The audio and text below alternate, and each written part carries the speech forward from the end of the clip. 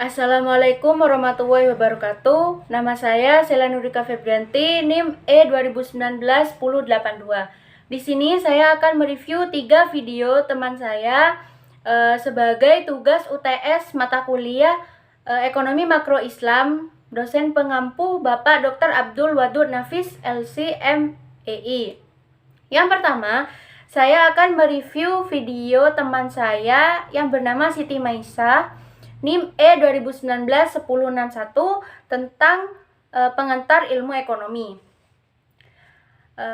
Yang pertama adalah pengertian ekonomi. Ekonomi adalah pengelolaan atau manajemen rumah tangga. Sistem pengelolaannya sama seperti halnya sistem administrasi. Adam Smith mengatakan bahwa ekonomi adalah sebuah ilmu yang membahas dan mempelajari bagaimana perilaku manusia dalam mengelola sumber daya untuk mencapai tujuan tertentu. Yang selanjutnya yaitu pembagian ilmu ekonomi. Ilmu ekonomi dibagi menjadi 3, yaitu yang pertama ilmu ekonomi deskriptif, yang kedua ilmu ekonomi terapan, dan yang ketiga ilmu ekonomi teori. Nah, ilmu ekonomi teori ini dibagi menjadi 2, yaitu ekonomi mikro dan ekonomi makro. Jadi, ekonomi makro merupakan cabang dari ilmu ekonomi teori. Untuk itu, kita akan membahas ekonomi mikro terlebih dahulu. Ekonomi mikro adalah suatu kegiatan ekonomi yang mencakup internal perusahaan saja atau lingkup kecil saja, seperti pimpinan, karyawan, dan sebagainya. Kemudian, ekonomi makro adalah suatu kegiatan ekonomi yang mencakup keseluruhan, jadi secara global atau secara nasional. Selanjutnya yaitu konsep-konsep ekonomi makro. Yang pertama yaitu pendapatan dan pengeluaran. Yang kedua, pengangguran. Yang ketiga, uang dan fungsinya. Yang keempat, inflasi dan deflasi. Yang kelima, permintaan dan penawaran agregat. Yang keenam, keseimbangan pasar uang dan pasar barang. Dan yang terakhir, ekspor dan impor. Kemudian yang selanjutnya adalah perbedaan antara ekonomi mikro dan ekonomi makro.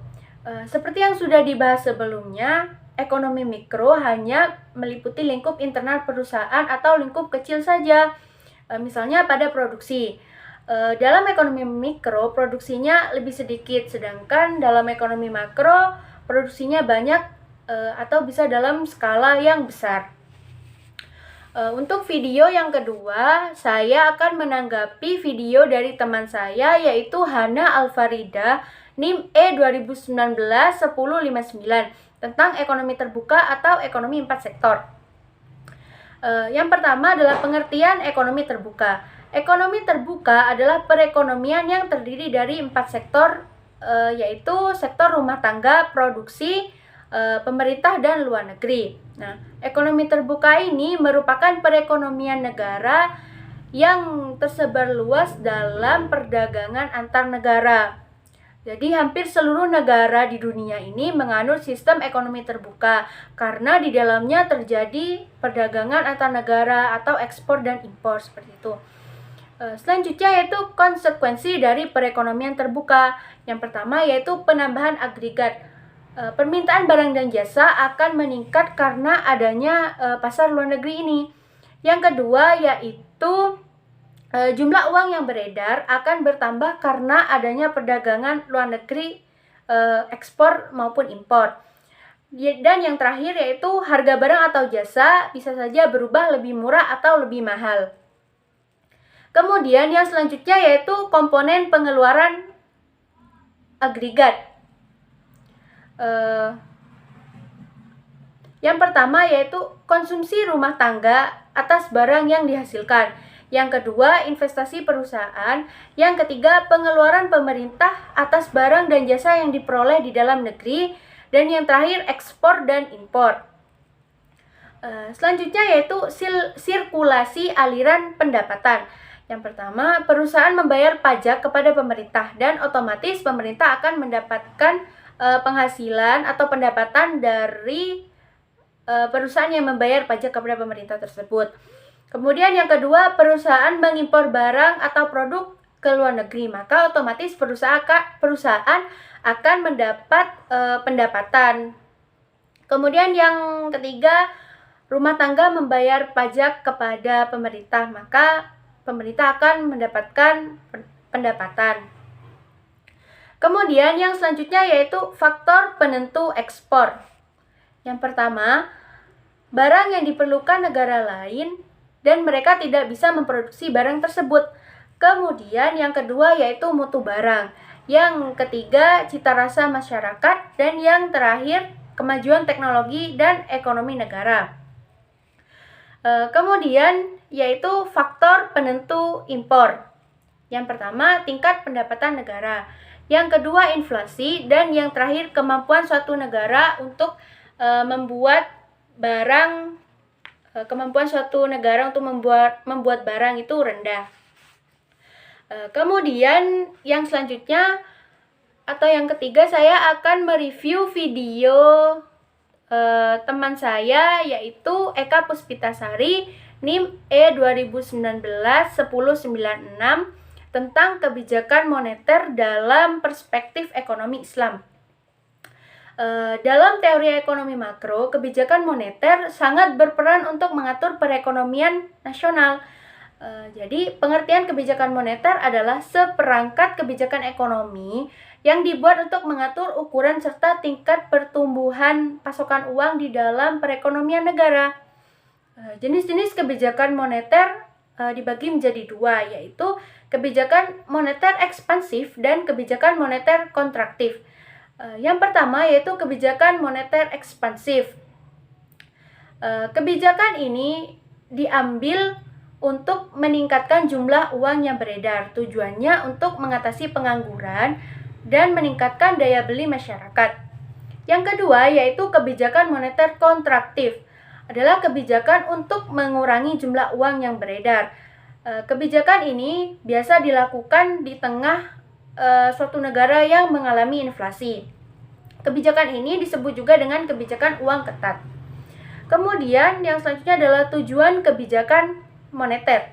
Yang pertama, mengedarkan mata uang sebagai alat pertukaran dalam perekonomian. Yang kedua, menjaga kestabilan harga. Yang ketiga, menjaga kestabilan ekonomi. Yang keempat, meningkatkan kesempatan kerja. Yang kelima, memperbaiki neraca perdagangan kerja masyarakat. Yang keenam, distribusi likuiditas yang optimal. Yang ketujuh, mempertahankan keseimbangan antara pasar uang dan pasar barang. Dan yang terakhir adalah pertumbuhan ekonomi dan pemerataan pendapatan. Kemudian yang selanjutnya adalah instrumen kebijakan moneter. Yang pertama, kebijakan operasi pasar terbuka. Contohnya pemerintah membeli obligasi yang beredar di masyarakat. Yang kedua, kebijakan diskonto. Yang ketiga, kebijakan cadangan kas. Yang keempat, kebijakan kredit ketat. Yang kelima, kebijakan dorongan moral. Dan yang terakhir adalah penyesuaian tingkat suku bunga. Kemudian ada beberapa mazhab instrumen kebijakan moneter dalam ekonomi Islam. Yang pertama yaitu mazhab Istisyaduna. Dan yang kedua yaitu mazhab mainstream. Mazhab Istisyaduna adalah mazhab yang menyatakan bahwa tidak ada kebijakan moneter atau tidak diperlukan kebijakan moneter karena sistem perbankan hampir tidak ada dan penggunaan uang juga sangat minim. Yang kedua yaitu mazhab mainstream, yaitu mazhab yang merancang instrumen kebijakan yang bertujuan mempengaruhi besar kecilnya permintaan akan uang agar dapat dimaksimalisasikan alokasi sumber daya untuk kegiatan ekonomi produktif. Kemudian yang selanjutnya yaitu instrumen kebijakan moneter dalam ekonomi Islam. Yang pertama yaitu nisbatul ikhtiyati, yang kedua ikna al-maknawi, yang ketiga nisbatul ikrot, yang keempat i'adatus sanadat, yang kelima as-sukuwal islamiyah, yang keenam Islamic suku, Yang ketujuh al-istismar al-hukumi. Dan yang terakhir adatul tasdik. Itulah review yang bisa saya sampaikan mengenai 3 video dari teman-teman saya. Kurang lebihnya saya mohon maaf. Saya akhiri.